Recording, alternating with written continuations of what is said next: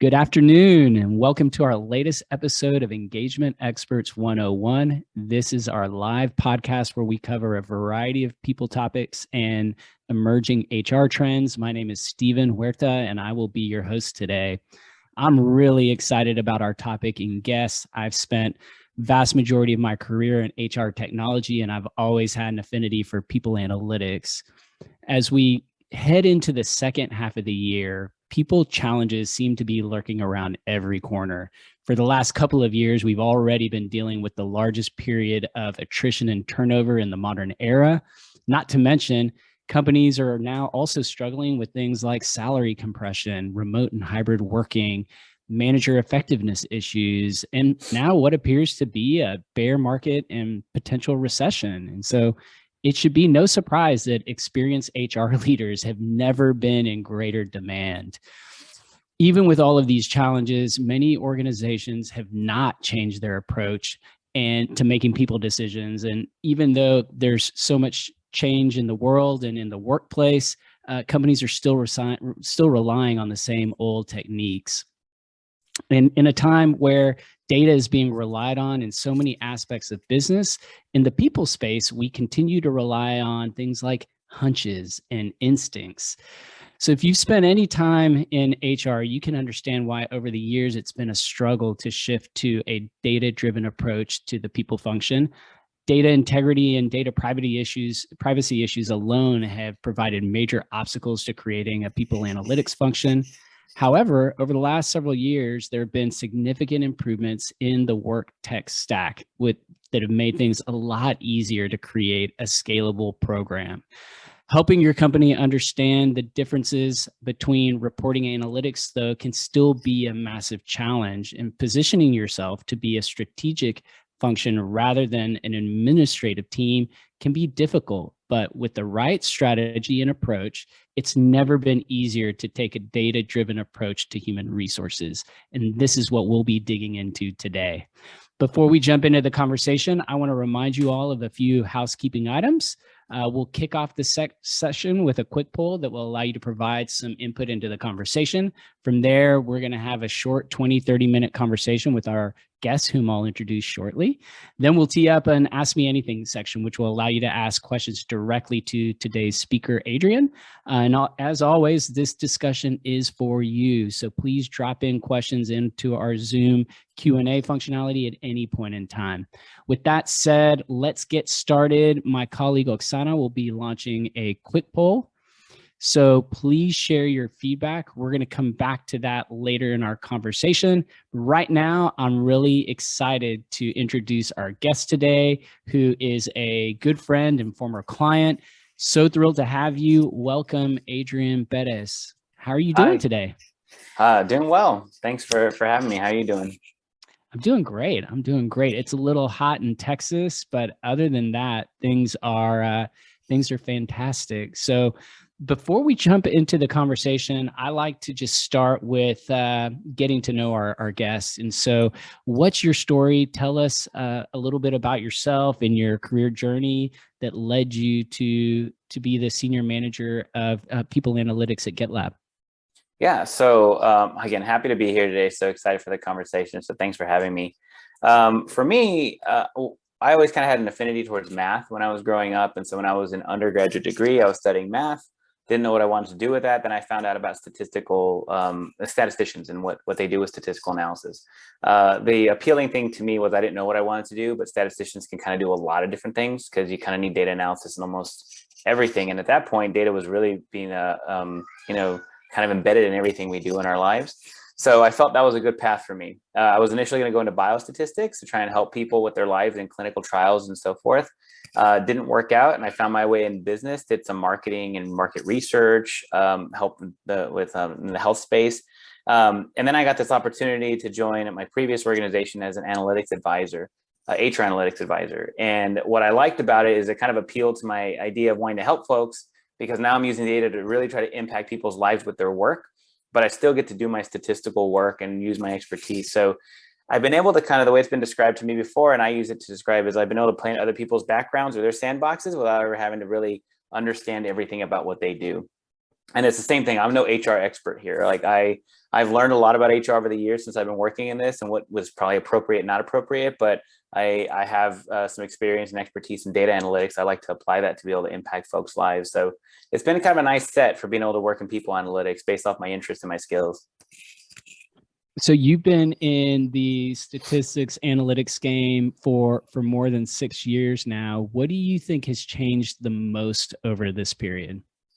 Yeah, so in people analytics specifically, I think it's just become more, people become more aware of it. When I first started and I'd Google people analytics, I could find maybe a few articles about it. I had no idea what it was when I joined. I didn't know of any organization I've been a part of that had something like this before. And I was always involved with like the data analytics folks. So if they were there, they weren't embedded in the broader data strategy for an organization. Now you can find information everywhere, right? There are lots of tools being built like crazy for it as well, which is kind of exciting, but it's a little bit, how do you get your head around that? There's a different dashboarding tool every 6 months to a year. You see that's supposed to help answer all your people analytics questions.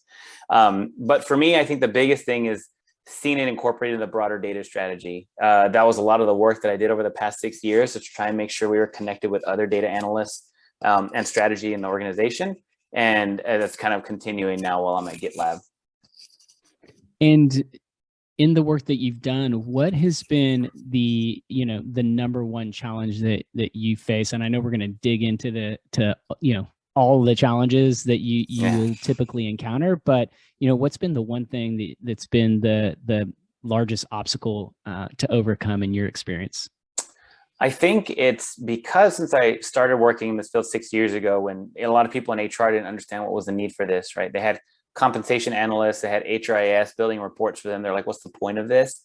Was getting people to reach out and come to me with enough time to be able to help answer their questions.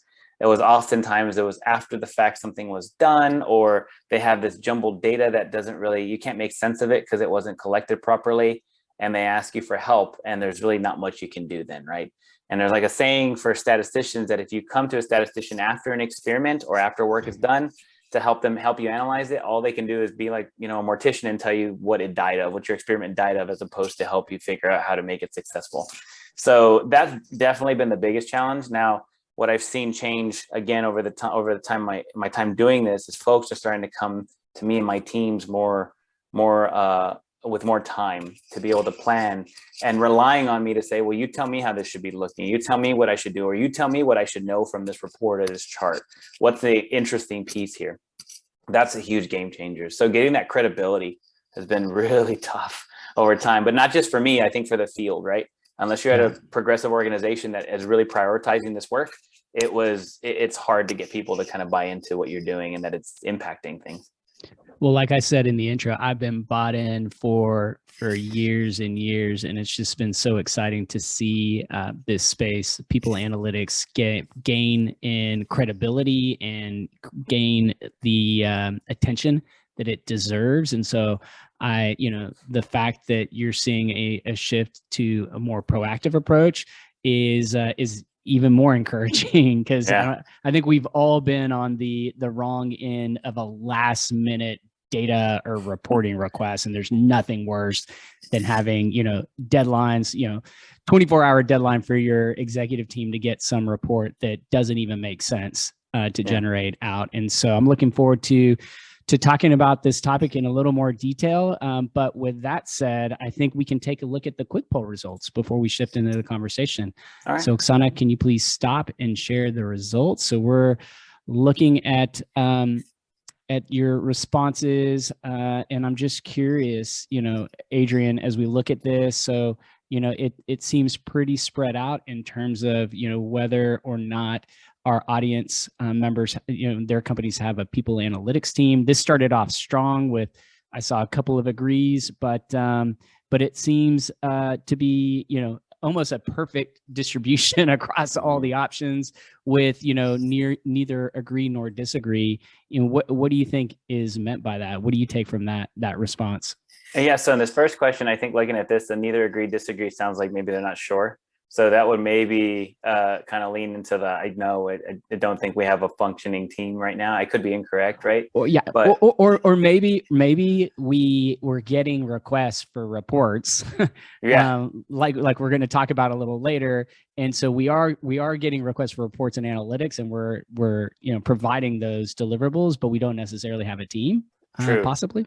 Yeah. So I So think that, yeah. So maybe a little bit of confusion around like who maybe should be responsible for what things, right, that are coming their way. But yeah, I mean, I I'm a think this isn't super surprising to me, though, to kind of see it spread. There are some folks that it's very clear who to go to. There's a function around that and it's promoted. And there are other areas where maybe not so much, right? They just don't know about the function and they're kind of doing it ad hoc. Most organizations are taking a data-driven approach to people decisions. That's great to see. I was a little surprised. I thought there would be a little more neither agree nor disagree or disagree, but I think that makes sense. I think at least the intention is that we're going to make decisions based on data. How that actually plays out in reality doesn't always align well, and I think some of the latter questions may point to that as well. So as we can see, my company has clearly defined people, HR team objectives and goals. This one does not surprise me. This is where I think we can see the disagree and strongly disagree. Has that been your experience that the HR team goals may not be as well defined as the company-wide goals? Yeah, I would agree. I think that's what's always kind of made it tough for me to figure out where do I work and like which stakeholders do I prioritize, who do I work with more often, is because the work seems kind of, a lot of time you have overlap. There's three groups doing something very similar and they're not communicating. So having that central kind of OKR methodology of this is what we're trying to accomplish as an organization, and then it's how it tears down to the other company, other functions within the organization.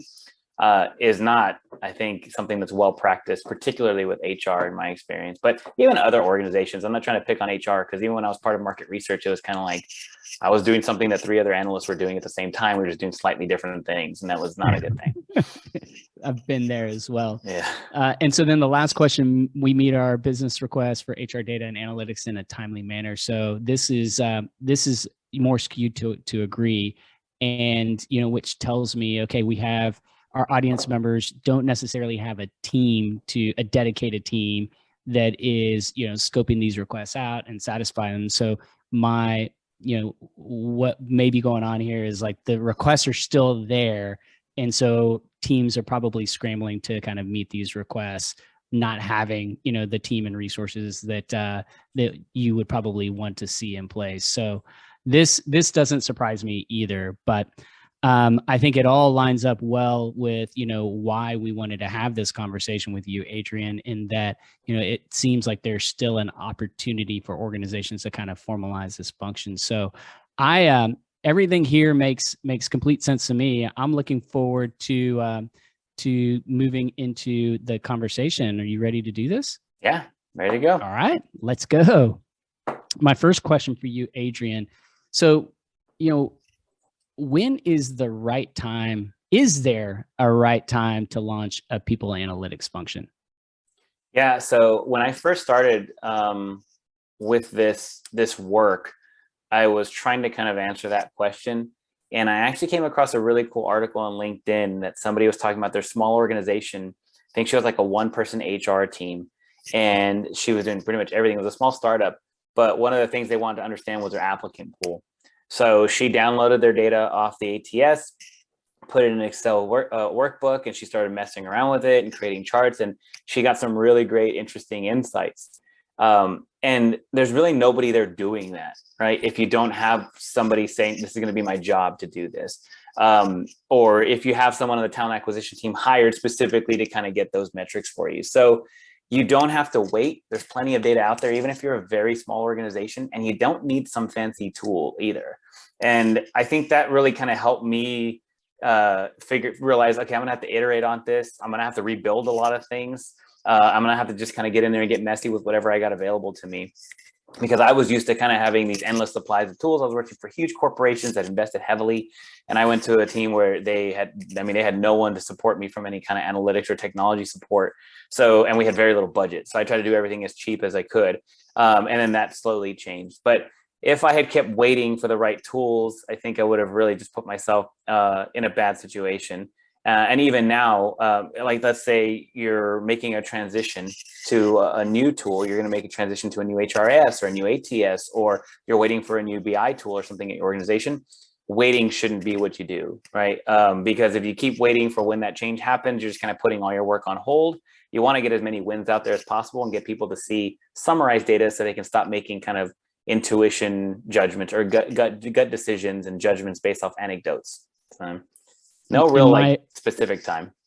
Yeah, and I love the comment that you should not wait on the new tool or the new HRIS or the new ATS. Like those, in my experience, those projects are huge in scope and are notorious for delays, rescoping, pushing things back to later phases. And so, yeah, I think that, getting started with, a reasonable set of tools is a smart way of looking at it. And so, in your experience, you've done this a few times now. And so where do you believe is the right place to start in terms of, the process of creating a new function called people analytics?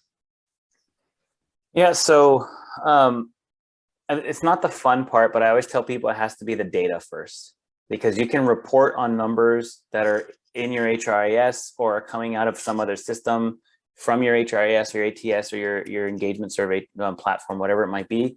If you don't have trust in that data, or there are some serious gaps in how that data is being gathered and collected, you're going to have wrong analysis, basically. And I don't like to say wrong analysis, but you're just analyzing data that's not giving you an accurate representation of reality. That can lead to making poor decisions. That can lead to a lot of confusion. It's like people say, oh, I know this isn't happening, but you're telling me my data is saying that's happening. And if that is a question in their mind, they're going to question you and your team and what you're providing them, even though it might not be you, it would be the data underlying. So the unique thing about HR data is it's typically human entered transactions. If I'm looking at sales data, like I used to work for a retailer, they have the sales transaction data kind of captured every time you scan a SKU code, right? Or if you're dealing with supply chain, you have a lot of machines along the way gathering data. So you have some, it's still transactional, but it's not human entered. Whereas oftentimes they're either executive assistants, admins, HR business partners, HR associates who are entering in this information. And if there's not good governance and training on how they're entering it, you could have it entered various different ways, in which case it cannot be used for some aggregate analysis. So trying to understand where the data is being entered, how it's being cleaned, and what each piece means is very critical. So it's not fun. It takes a lot of time getting your hands dirty with the data. But absolutely crucial, because you'd want that for later on in your strategy if you're going to try and build an ETL process with your data team to get this in some sort of data warehouse somewhere, so you can have analysts come in and write functions around it or whatever they need to do. You have to trust the data and understand where its gaps are. And the second piece would be building relationships, right? I think as I first started, when I first started working at my last org, I didn't really know who to talk to. I didn't know who to get in with and who to kind of try to convince and who to work with. Understanding your organization's OKRs, as we already noticed, that's not really easily to do, but trying to understand at least a level up, what are we trying to accomplish, will help you figure out how to prioritize your work a little bit, but also to figure out who to start making connections with. And this would give you some insight of like, listen, right now the focus for the company is turnover, or right now we're really trying to build out some good learning development programs, or we're really trying to focus on hiring. That'll tell you, okay, I go to learning and development management team and try to understand what are their goals, what are they trying to build, how can I help assist them with experimental design or whatever it might be, or how do I just get them reports so they can understand who's taken what courses at the very least, right? If it's retention, I go to my talent acquisition leader and I start talking to them about, what are your goals? Do you have certain numbers or quotas you're trying to hit? Do you have certain areas that you're trying to hire for, but you're struggling? And what are the things you're seeing? And they might tell you, yeah, we're seeing a lot of offers being rejected lately in our engineering department or whatever it might be. That's something that you can go as a data analyst, go and pull the aggregate information and see, is that really what's happening here? Why might that be happening? Give them some other clues so they can take that when they're building up their initiatives and their plans, right? But you have to have those relationships and let them know that you're there to help and support. But if you're trying to just kind of help anyone who asks, it might be some really small tasks that, people don't understand the kind of work that you can provide if you're not working with folks that have really meaningful pressing things to work on. So yeah, and on the second point, I would imagine that having the backing of, whether it's the head of people operations or, the chief people officer, but having, a very intentional kind of rollout plan or communication strategy would help with building those relationships with stakeholders, i.e., this shouldn't just be important to the HR team. This should be an important step for the entire company. Now, the rest of the company may not really realize how important it is, but I feel like that's really, the HR leadership team's job to reinforce, the importance of this. Yeah, 100% agree on that. And so, okay, so now, we've talked a little bit about data, but we at least have a sense for, the critical issues that we have in our data. We may have addressed those, or at least acknowledge like, hey, some of this data is not as clean. So, we shouldn't be focusing on this area of the data architecture. We should be focusing on these other things. We also now have stakeholders that are aware of, why we're creating a people analytics team, the value to the business, and we're engaging in communications with the various departments. What are some of the challenges, like once we've got the commitment and we're rolling things out, what are some of the kind of next level challenges that you might experience? Yeah, so I think even if you're already in a large organization, scale might be where you're thinking immediately, but just because your team might not even be big enough to do scalable operations, you might not be working in that capacity. So as you get the commitment and you get the buy-in, you have to think kind of in tandem of how am I going to be able to get things to people as they need them now. It may be very ad hoc. Someone comes and asks for a request like, hey, I need to know for the quarter, what was my retention rate? How many hires did we make? And you might not have a dashboard that's ready to go for that. So you have to pull data from various sources and merge it in an Excel sheet and build out something. And maybe you use something like Tableau or Power BI or one of those tools, and you build a dashboard on top of it. But it took you like a day and a half to get all your data cleaned up and organized. The next month they come and ask you that, or worse, what happens is someone else sees that and they have a completely different organization. Like you did one for engineering and now you have one for like the people team. They're like, can you build that same thing for me? And it's like, well, I have thousands of people on this group and I have like 15 people in this group. It's not going to look the same. I can't just rinse and repeat, but I also have to go pull my data separately, right? So how do you try and scale that information and scale that? And thinking about that in the long is really important. And that's kind of hard to do because you can't do that alone. A lot of organizations have these data engineering teams or core data teams that are responsible for this work. So making those connections and relationships with them to make sure they know what you're trying to accomplish, what's being asked of you, and you can kind of rinse and repeat some of the things they've done for other parts of the business. Because there's for sure, if they've done this, they've done it for the profit making side of the business. So they're going to be able to kind of rinse and repeat some of those things for you because people analytics doesn't come top priority often at organizations. So working with them to figure out, listen, I did all this work. I pulled this from here, here, here. I organized in this way just to get my dashboard looking exactly how I want it. Now I need a way to operationalize all that back end stuff. And that's where your real scalability comes to play, because once you have strong, good data models in the back end that have your data speaking to each other, you can hire analysts who can come in and do all sorts of cool things with it. But ad hoc changes and requests are all going to be built off that. It creates one single source of truth. And it also makes it really easy for you just to kind of go hit refresh, right? So if you go to these cool dashboards in your company, you might have them for other tools, maybe not people. You go and you hit a refresh button, it'll show you, well, what were sales as of yesterday, or what were sales as of last hour, or something of that sort. Whereas if you're doing in Excel, it's not so easy to do that. And in Excel, it's tricky too, because if you accidentally copy and paste over something, the whole thing could be broken, right? So you want to have it in a little more secure format. So that's definitely where you're going to want to focus on. But scaling is definitely probably the next biggest challenge you're going to have, because it never stops either. Your company continues to grow, or the work you're doing grows, and the things you're trying to accomplish. And that's where machine learning and these different algorithms are being used to try and do this at scale, and trying to kind of make sure you can work on a lean team. But if you're thinking about that along the way as you're building this team or you're building your function, and you're connecting with the right people on your data team, you should be in a good spot to be able to kind of scale some of the work you've done.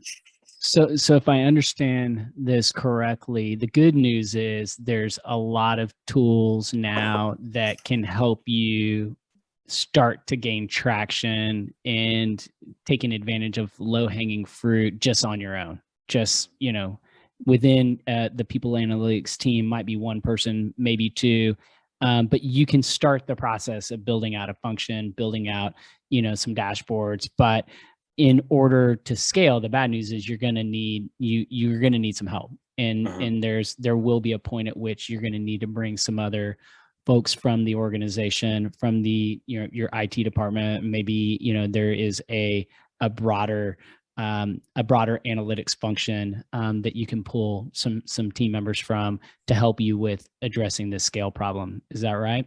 Yeah, and what I'll add to that too is every leader I've had has very little understanding of the data conversations I'm having with my counterpart on like the data team.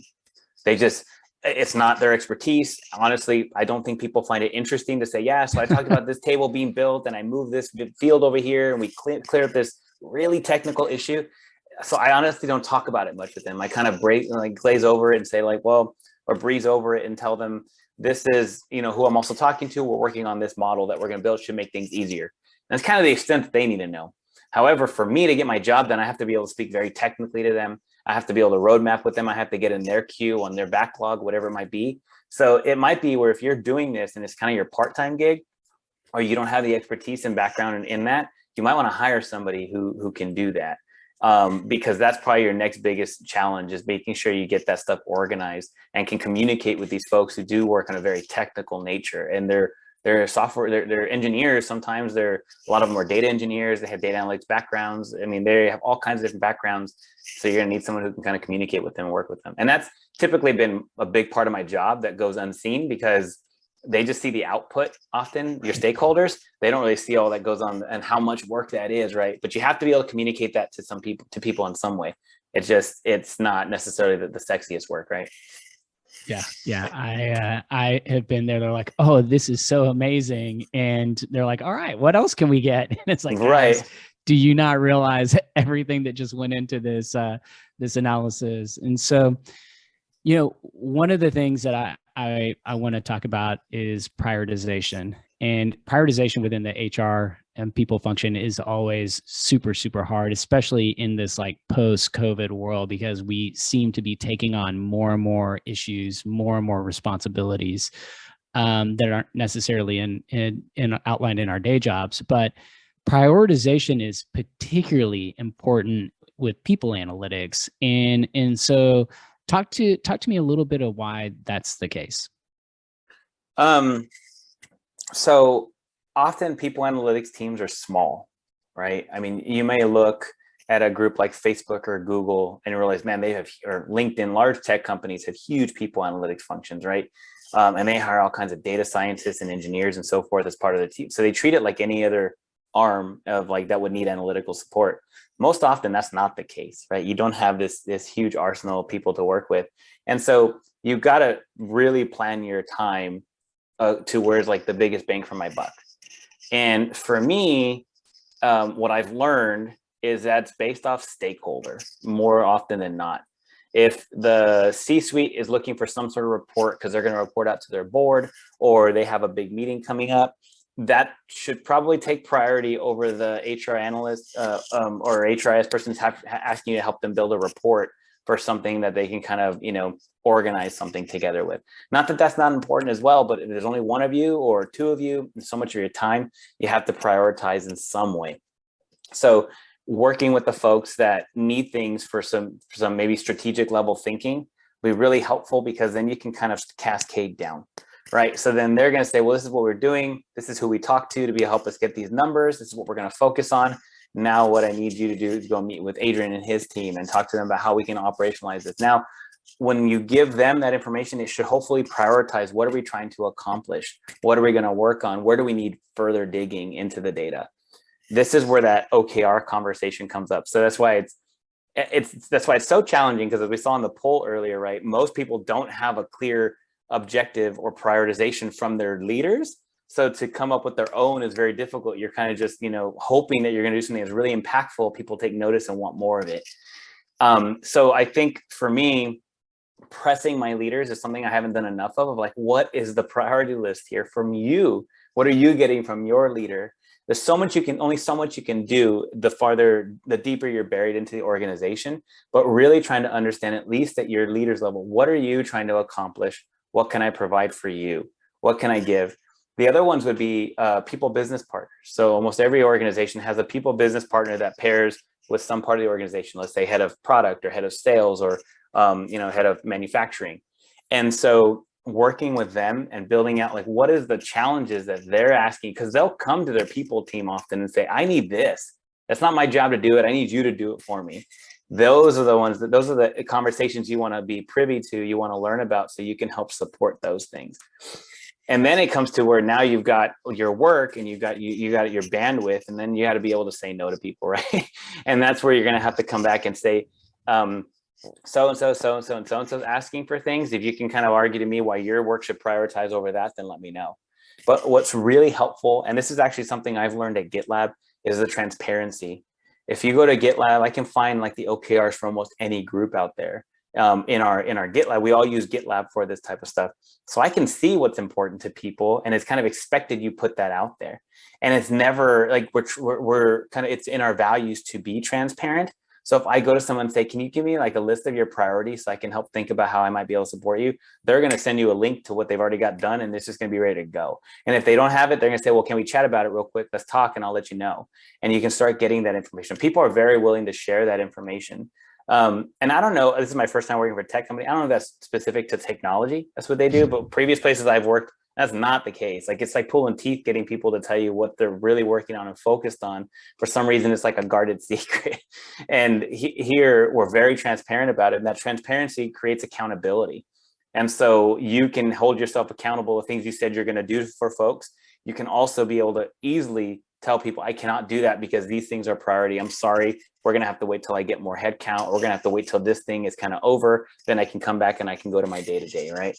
But prioritization is one of the trickiest things that I've had to do. But I think what I'm finding, and I feel like, again, it could be the tech world, right? But I feel like with a GitLab, the transparency is the real game changer here, because everybody can look and see what my objectives are, what I'm trying to, and what they're tied to as far as to my leadership team's work too. Without those leadership goals, I don't know how I would do that.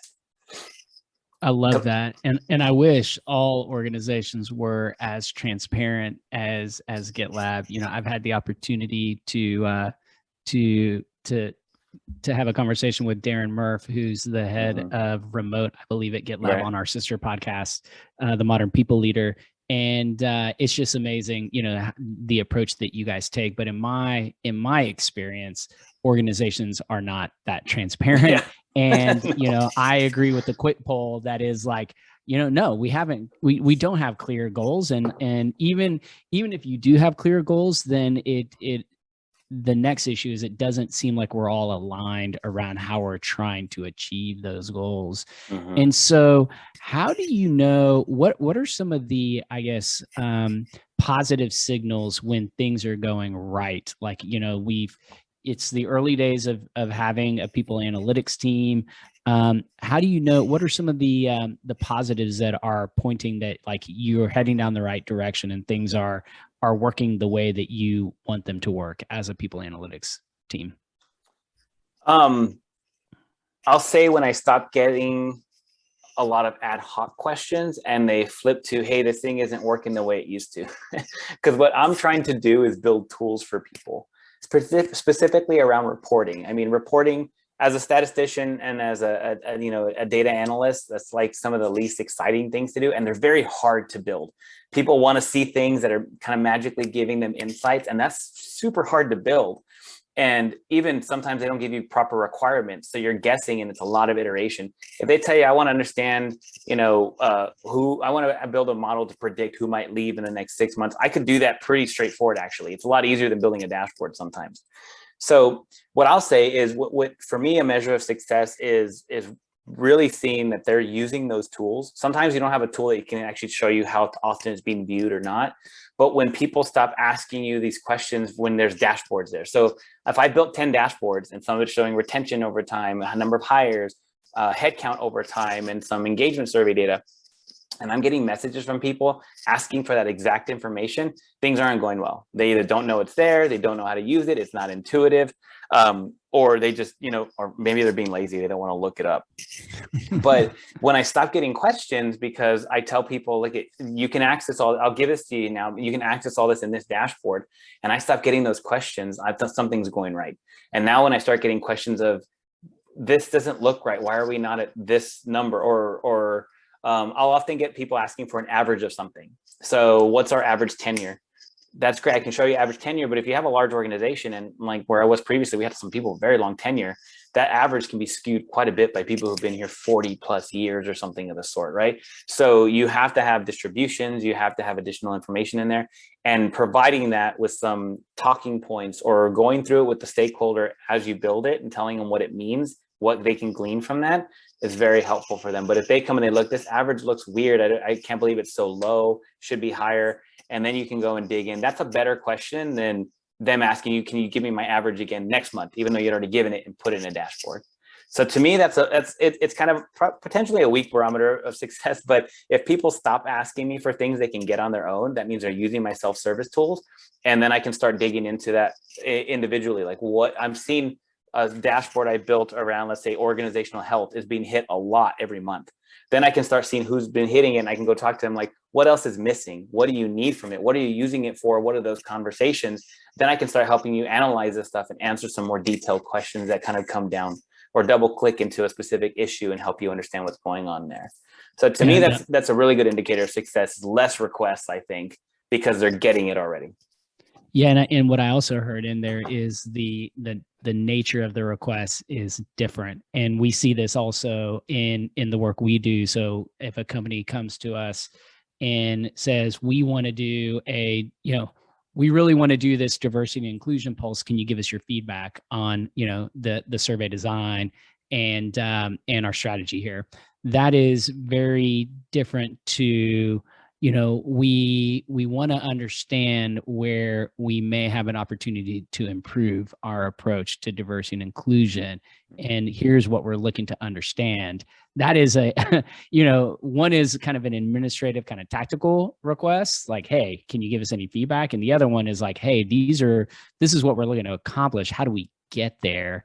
And I think that second is so much more helpful in providing a solution that is going to drive the results that your partner is looking for. And so I think that those are great signals. And so one thing I'll say to that too, you feel the transition from supporting to partnering with them. I think in what you're describing and what I was trying to describe too is you're just supporting by fulfilling some requests versus actually thinking through a problem with them, that's a really good indication of success. So there's a lot of scrutiny right now. A lot of companies are going through budgeting for the next fiscal year, if you're on a calendar year basis for 2023. And, it feels like, particularly in times where, we may be going into a recession, a lot of companies, especially tech companies and industries that are,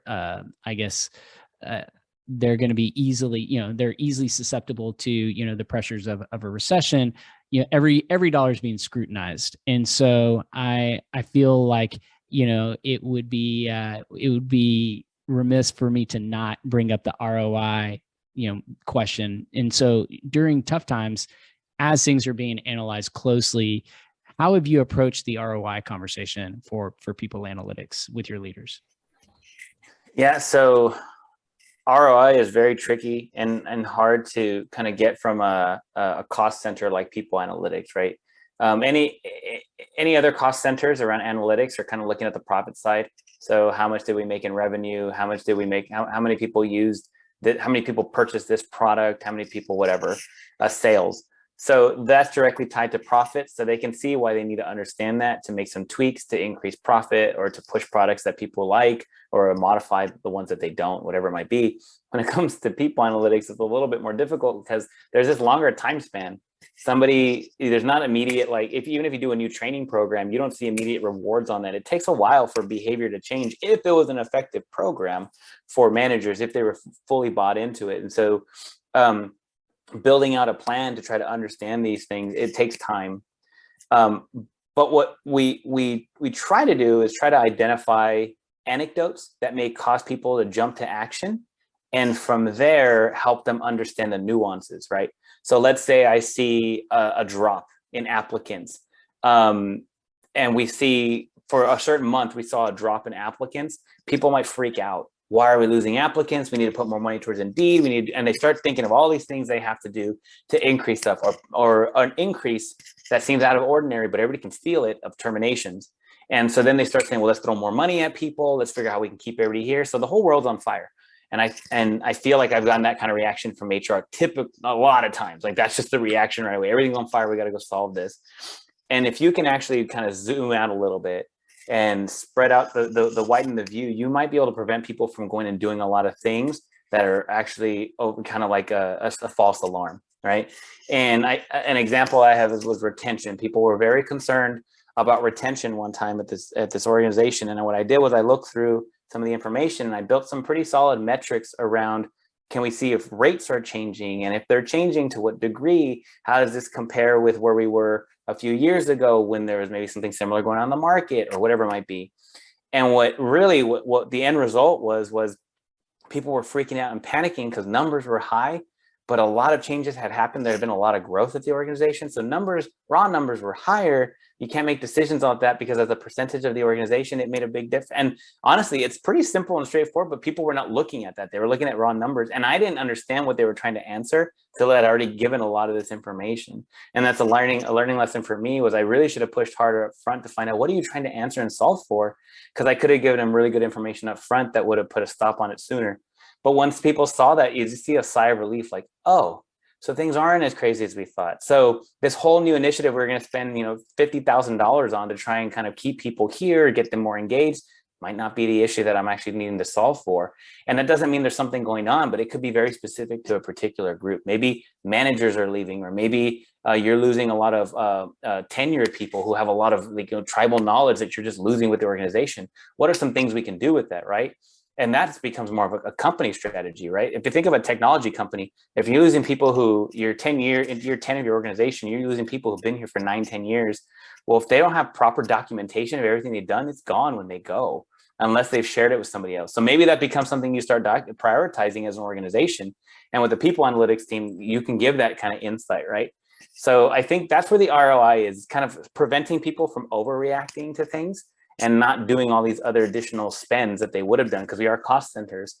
But then you can look at things that are kind of a little bit more like, well, how much money are we doing cost per hire? How much does it cost per turnover? Things of that sort as well.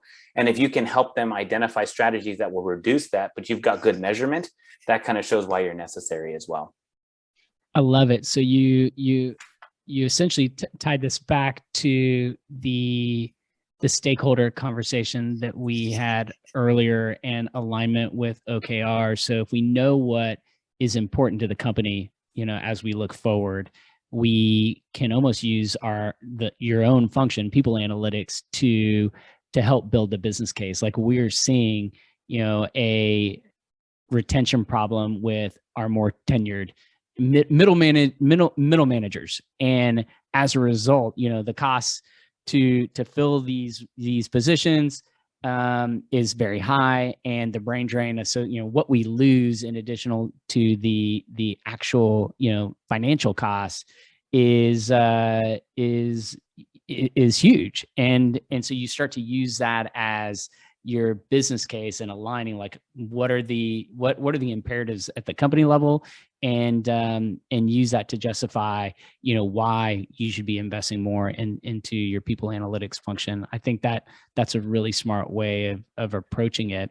And you mentioned retention. This is something like I seem to not be able to have a conversation with a people leader and not have a discussion around retention. I feel like there's an obsession here, and can you share just what you've done specifically in the retention space that could help our audience members?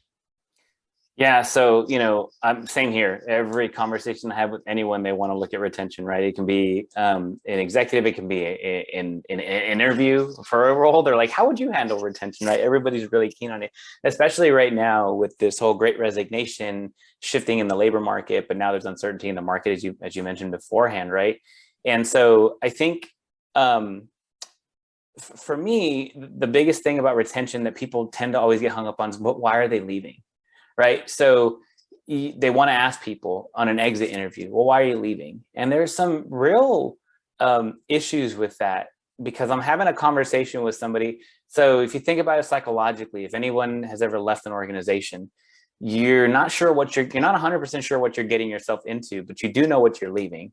But it's still a little scary, that unknown. So I may not want to sit there and bash the manager I just worked for, because who knows if this new thing doesn't work out and I want to come back at some point. And the manager might be the exact reason why I'm leaving, right? So you tend to water down what you're saying when you're leaving. So having an exit survey strategy is great, but I think designing it well to make sure you're giving the people space and comfort to be able to be honest is absolutely critical.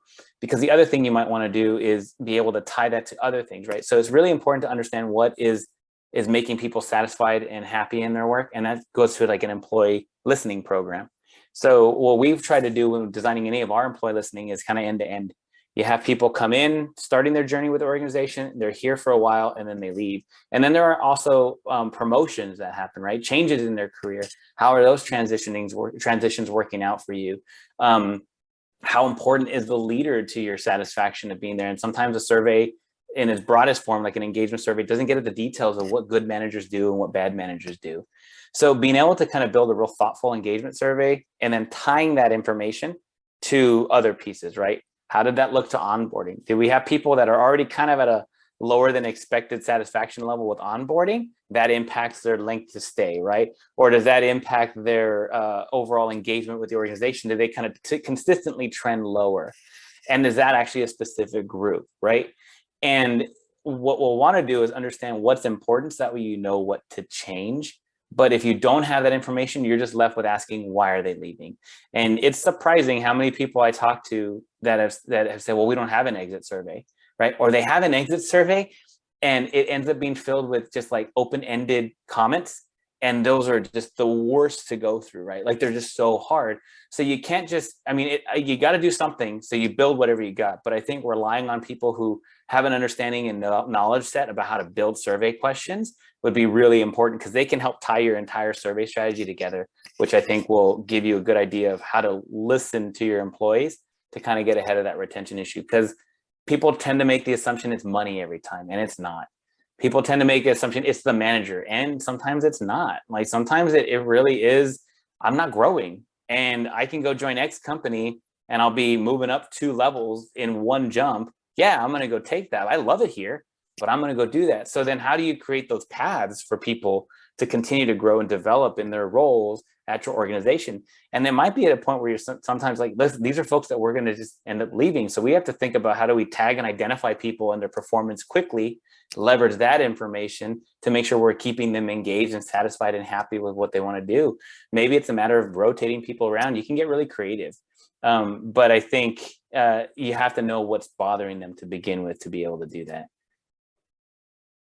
Yeah, I think that is all. I have follow-up questions to all of that, and I think that that's all great advice. But we are, this hour flies by, and we're quickly entering the AMA section. And so, reminder to the group, to the audience, if you do have questions, please do drop them into the Q&A feature. The first question I have for you, Adrian, from the audience, anonymous audience member. We have challenges where we provide analytics and reporting to the business, but it's not the end result that our stakeholder is looking for. This has led to difficult conversations and follow-up requests. Have you been in this situation before, and how have you handled these requests? So when they say end results, I think, I guess that could mean 2 things. Like the data, they had a hunch of what it was going to tell them and it told them something different, or they wanted the dashboard to look a certain way and it didn't look the way they wanted, right? So I think it's the first point that okay, is how I'm reading this question. yeah, okay, that's what I was thinking too. So yeah, I've definitely had those issues, and they're very difficult conversations. I think what I always try to do is kind of argue the opposite side of it, right? Like giving them a different lens. Like, so if there's something there, so if they're looking for, hey, I really think this is an issue, and there's something there, you can tell them, well, yeah, that something is there. Like, let's say I think people aren't feeling like they're building strong enough relationships with their team. I want to build some sort of program that helps people do that. But when you look at that, and you look at maybe engagement data, or you look at productivity data, or whatever you might be looking at, you realize that might not be the issue. The issue might be they're confused about prioritization. And some people are saying that, but you can give them that information and say, listen, this is kind of small pickings though. If you really want to have a bigger impact, you're going to want to go after this broader issue of prioritization. Now, if you've already committed to doing a smaller thing, there's not nothing there, but you're going to have very low impact. And if you can kind of frame the conversation around what are you trying to accomplish, what's the impact you think you're going to have by working on this versus this, by all means, you can work on whatever you want to work on. However, if you were thinking you were going to see one thing, you see something different, but you're pushing this agenda, you're just not going to have the impact you want. So you could do one of two things, right?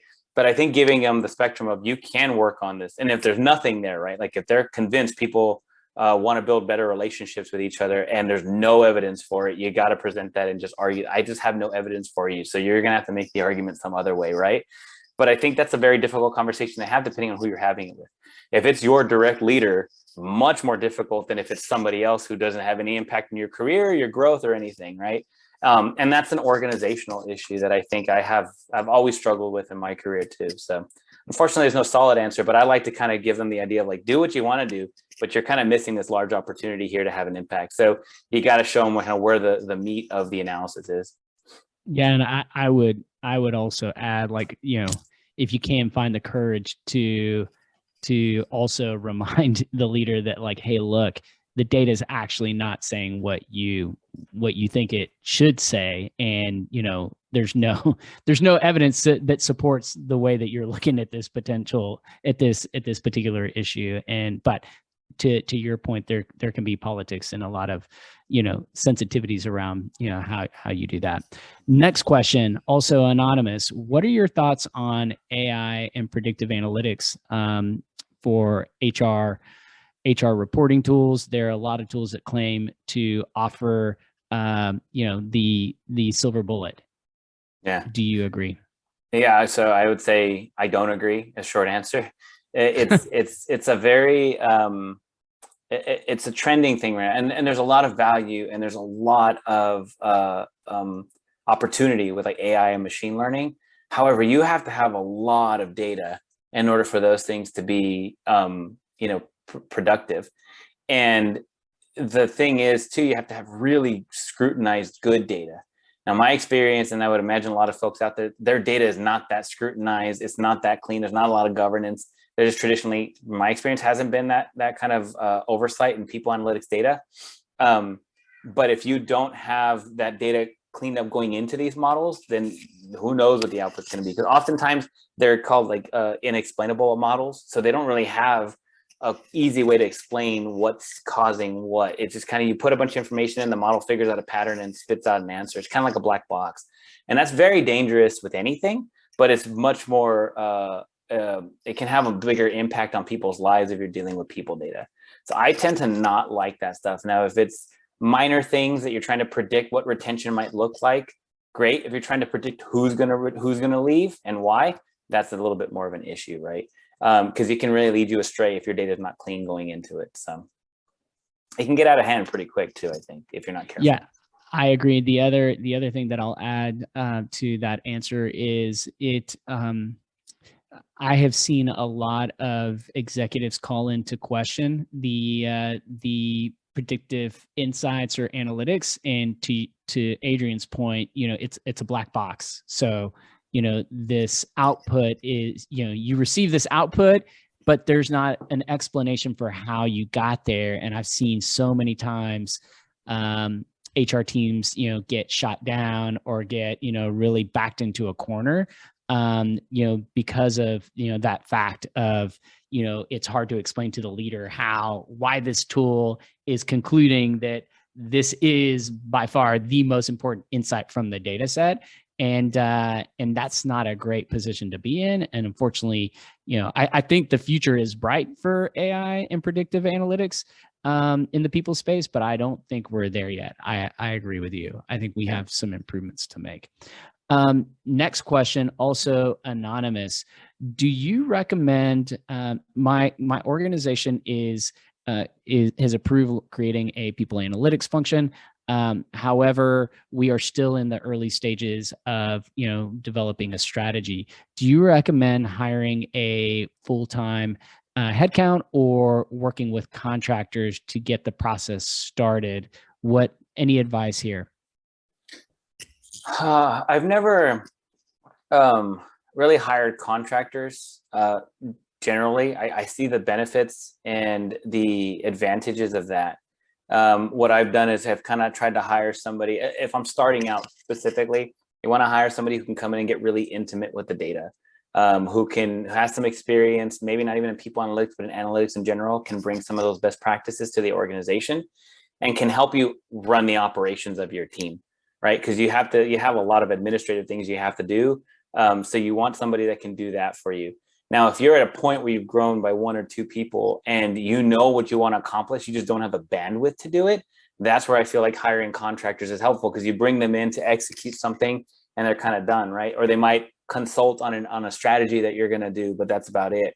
However, when you have someone in-house that's working on this, you can kind of get really intimate. If you work together, you can find a groove, you come to agreement on the strategy and you try to push it forward. But when you need things just to get done, I think that's where hiring external contractors or part-time work is really beneficial. Love it. Love it. And depending on the answer, we have time for 1 or 2 more questions. So I'm going to keep running through these. The next question is, what do you think is the biggest problem within HR? And from a people analytics, what are you trying, what are the things that you're trying to solve for? So what do I think is the biggest problem with HR? Yeah, within HR related to people analytics, I'm guessing. It's kind of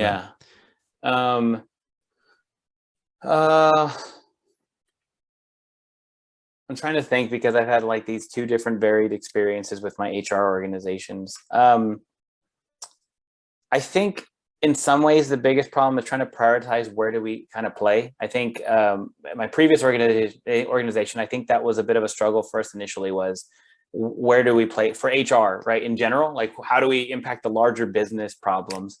And then from people analytics, where do we support that? I think as time has gone on, even my previous and my current organization, that became a little more clearly defined. So I think figuring out ways to kind of get things to people in a timely manner. And as people analytics, I think what we always try to do too is become that single source of truth for all things analytics. So anybody comes and asks my leader for things and she points them directly to me, anything data related, which is extremely helpful. So having that kind of relationship with your leader to be able to kind of do that will help you understand how to better serve folks, but it also gives you the authority to kind of say, this is how we're going to measure things now, because there's too many hands in there figuring out this is how we do this. People are just being real scrappy in whatever they're doing. So they'll download data from the HRIS and they'll come up with their measure, and they're omitting a lot of things that they might need to. So bringing that together in like the people analytics field will help solidify your metrics. And then you have to document to explain why. Because people will come and ask me, hey, I pulled this, but my number's off by 3 compared to yours. What's the difference? And if I don't know how to explain that, that's a problem. And so I need to be able to explain that to them and then document it so that way they can reference it later. And hopefully they'll just realize, listen, I need to stop pulling this stuff on my own, because it's actually a lot of work to get it looking the way the people analytics team does, right? But people are scrappy in HR and they're going to do it and get it done the way they can, which I get. I think that's business in general. But the more you can kind of bring that together in one centralized location, it'll be better. Love it. I love it. And I think that, unfortunately, we're at time. And I think that is also a perfect way to end the conversation for today. And so I just want to thank everyone for joining us today. I've had a lot of fun talking about the topic of people analytics. Before we wrap up, Adrian, if our audience, wants to kind of learn more, I'm assuming they can find you on LinkedIn, maybe, find some of your stuff on, Googling GitLab, because I know you guys are open source. Would you be open to follow-ups if there are any future questions around people analytics? Yeah, absolutely. Please reach out to me on LinkedIn. And as Steven said, we have our handbook that's open source to everybody in the world. So if you want to go to the GitLab handbook, we're building out our people analytics function, our section there. So that's going to be kind of evolving over time. With some of the things we want to put in there, some good use cases and some some quick wins we've had. But absolutely reach out. I'm more than happy to give access to, or ideas as to what resources. There are a lot of books out there that will talk about this stuff, but there are some that are very practical and technical, some that are kind of broad, just talking about general things. So more than happy. So please reach out to me on LinkedIn or anywhere else. All right. Well, thank you so much, Adrian. That's a wrap. Awesome. Thanks. Bye, guys. It was a pleasure, Steven. Thank you. Take care.